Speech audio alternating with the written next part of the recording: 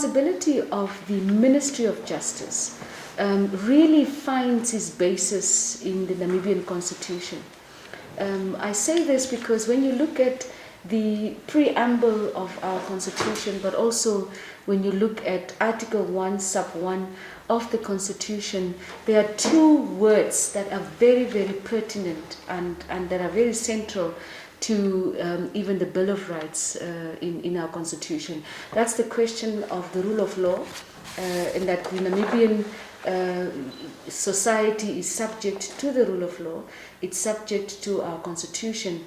But more importantly, when we're talking about freedom and liberty and democracy in our Constitution, it is also anchored on justice and access to justice. So the Ministry of Justice is really to ensure that there are sufficient imperatives. In other words, there are things that happens in our country must be based on the law, subject to the rule of law, subject to the Constitution, and of course we must ensure that there are things, institutions and policies in place that will ensure that people in Namibia have access to justice. So that's really where our ministry plays an important role.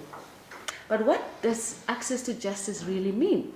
So, and that's really the question. There's a very narrow definition of what is access to justice. For the most people, they understand access to justice to mean going to court.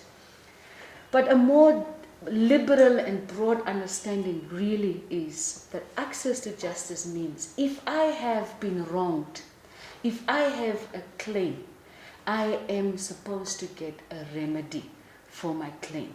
People just want to know.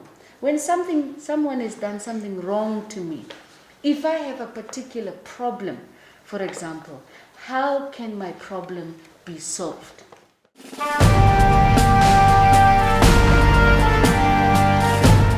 I want to take this opportunity and just say, when the president appointed his ministers and set up his cabinet, he was actually very, very deliberate in the way he structured our appointment letters. And our appointment letters had very key deliverables. Some of the things that is reflected in our strategic objectives and strategic plan for the Ministry of Justice is the establishment of at least a pilot of a small claims court. You would understand that a small claims court for the Namibian society is very, very important because it makes justice accessible.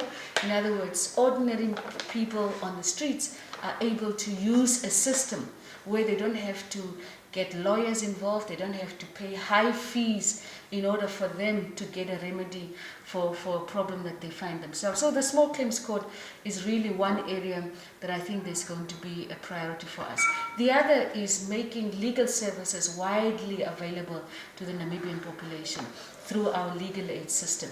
So we do want to streamline the number of cases that we think should be a number of people that can have a lawyer, particularly a legal aid lawyer, that they can use for purposes of accessing justice. And then legal services. Also, when we talk about legal services, we're talking about how accessible are our maintenance courts. And also the process of payment of maintenance monies, how accessible is our Office of the Master of the High Court in terms of ensuring that people who have lost a family member, deceased estates, questions around insolvency, how do we ensure that that service becomes a little bit more friendlier, a little bit more accessible for our members of our public.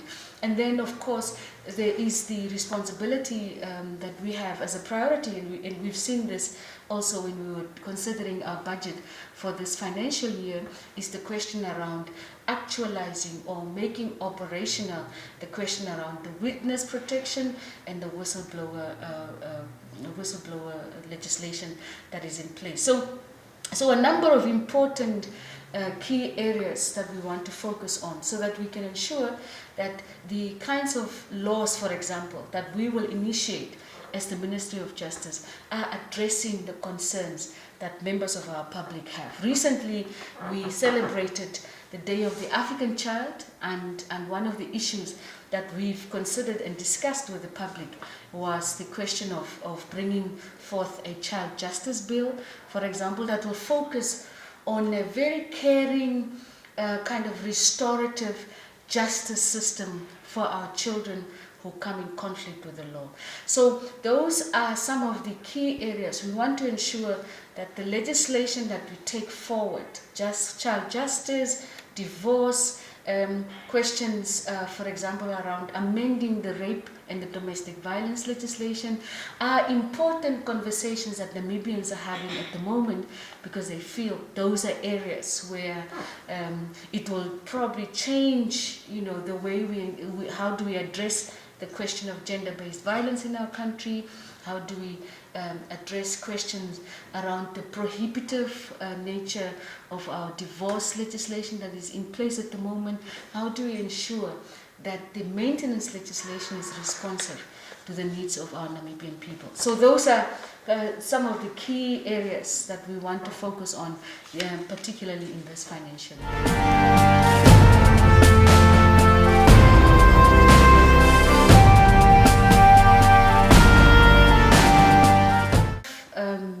When I started as minister, one of the things I have set out very clearly to the team here was we must have an open door policy.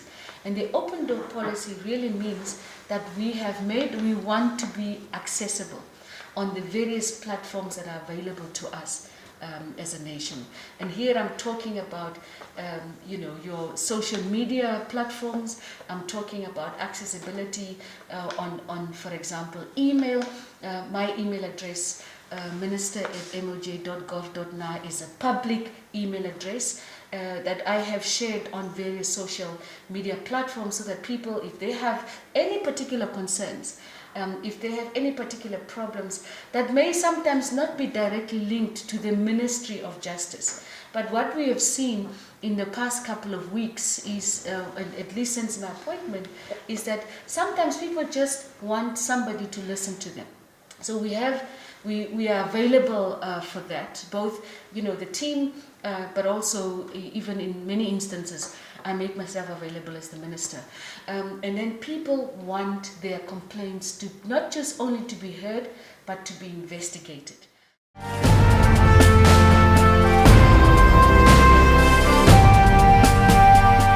So this is an equally important aspect of our work, is that we have been divided into those directorates so that we can streamline the way we do our work.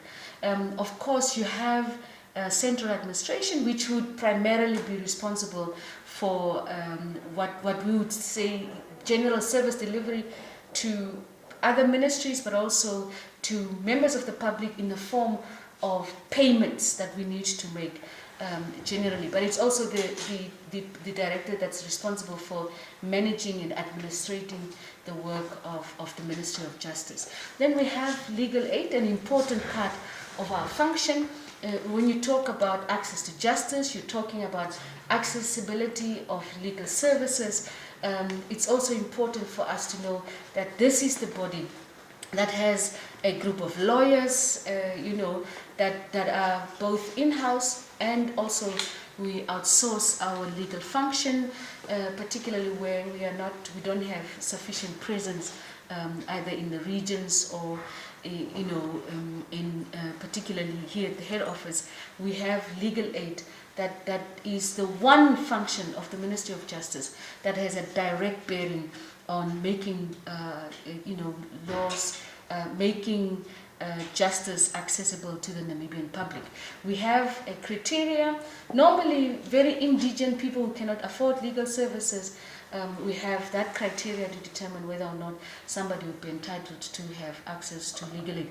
There are some challenges, financial challenges. We may not always afford to help everyone that is applying to be assisted with legal aid, but we do our best, really, in the circumstances, to make lawyers available for our public.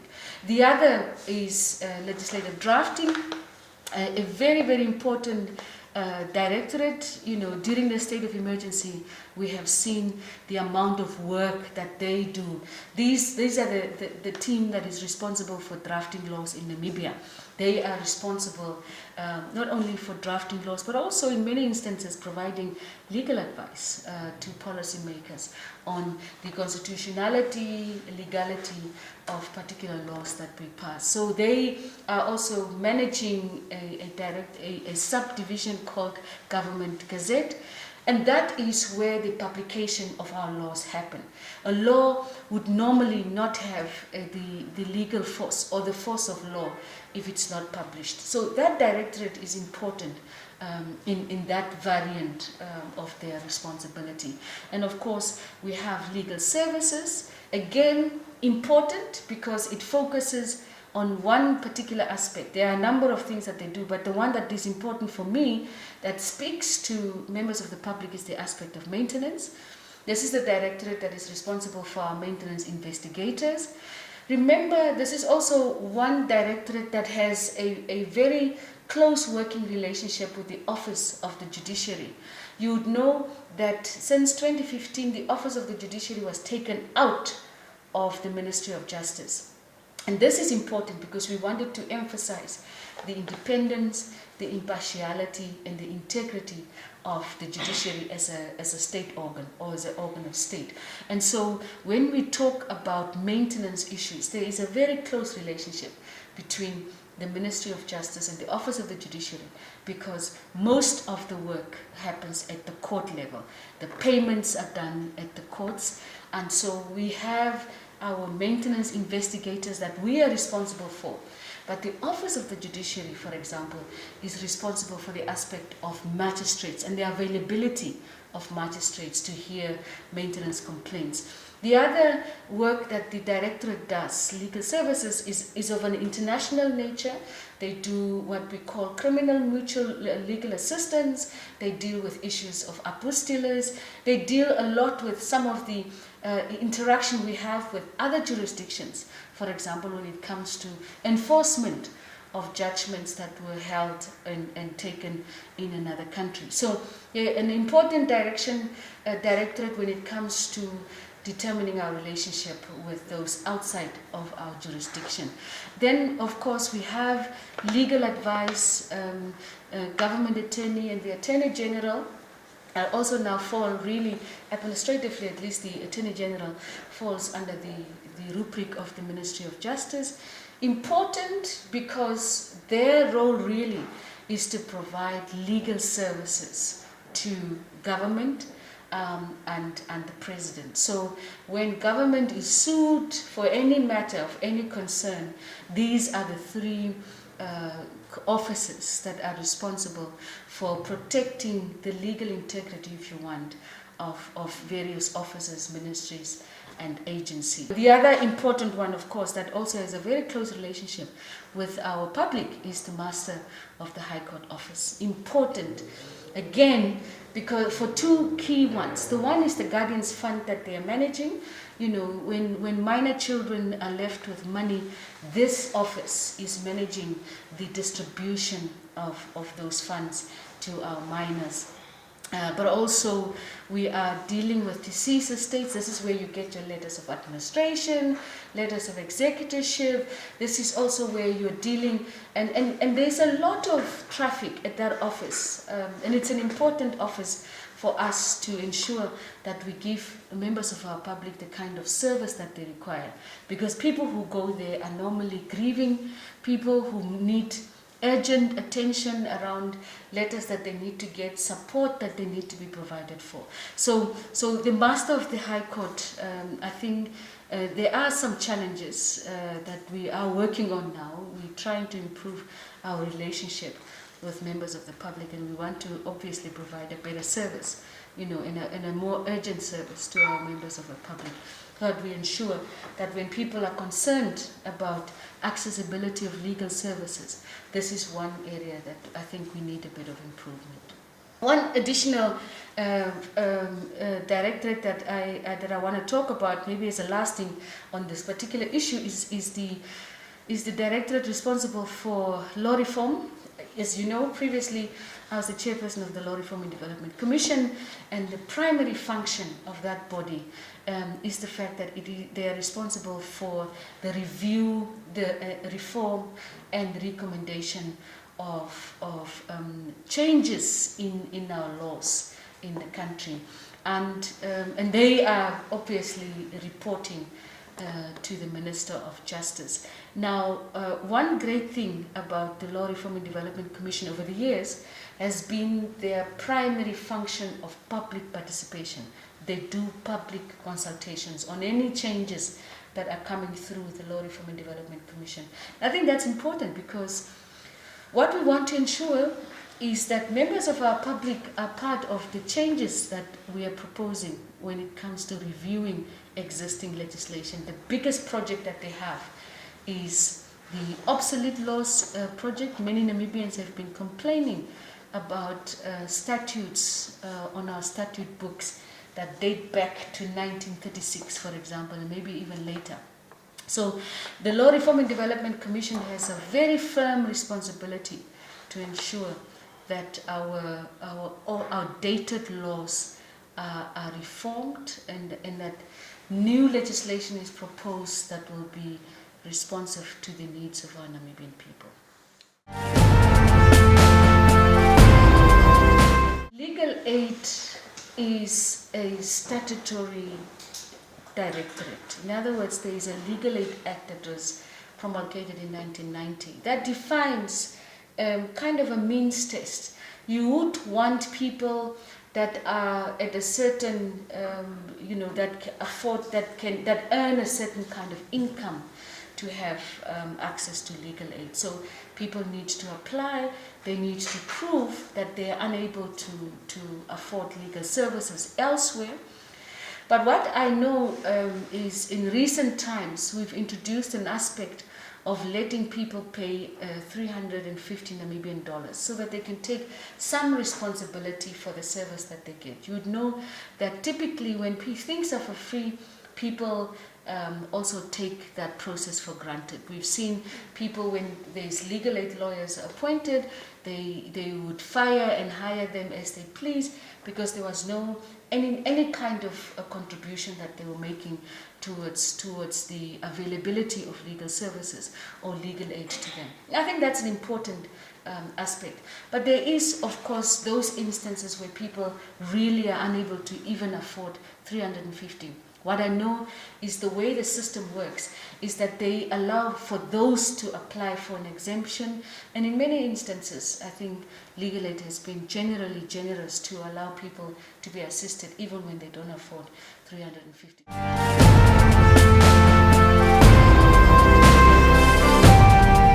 I would be remiss if I don't admit that our justice system needs some improvement. I think, in all fairness to the Namibian public, I think we can do better when it comes to making magistrates and prosecutors available, so that the wheel of justice does not grind to a halt because we cannot afford to have a magistrate in a particular court. I think the attitude of our public servants can be better, and it's really about the manner in which we interact with our members of our public, because people just want to be heard, and I think we can provide a better, friendlier service to our members of our public. We can be a bit more, we can be available. That is our responsibility. People must know that between 8 o'clock and 5 p.m. in the evening, that when I go to a particular public office, the Ministry of Justice, at the maintenance courts, or whether it's at legal aid or at the master of the High Court, people want to know, is there going to be a person that is assisting me? We can improve on our turnaround times when it comes to giving people feedback. We can do some things quickly. You know, for example, when you are asking for a letter of administration or a letter of executorship at the master's office, you know, if you can get that letter immediately, that's what we should do. You know, if it is people want to know, is there a cash at the cash hall? Is the maintenance, the person that is working behind payments, are they available to ensure that I get paid what is due to me? Many people work to those places. That's the only income they probably have. And now they are told to come back, or that their money is not available and so forth. We know that there are lots of glitches in the system, but I think when we are able to, at least from the perspective of the Ministry of Justice, we must try and give people a better service. My message to the general public is really to point out if we are not doing what we're supposed to do. I think it's important. It's important for people to know that they can trust the systems and the processes that we have in place. That the institutions that are in place, whether it's the ministry's various directorates, are people that are interested in the plight of the Namibian people. That's very important. So if we are not doing, including myself, if I'm not doing what I'm supposed to be doing, call me to order. I think it's everybody's right in this country of ours to hold the institutions that are responsible for justice in this country, to hold us accountable. And that we have a responsibility, if we are unable to meet the demands of our people, to explain to the people what our challenges are. We have a responsibility so that people understand. If I say to them I'm unable to appoint a magistrate, and I should be able to come back to them and explain what the challenges are that we have. So that open communication that I've talked about when I talked about the open door policy is really the kind of relationship that we want to have with our members of our public.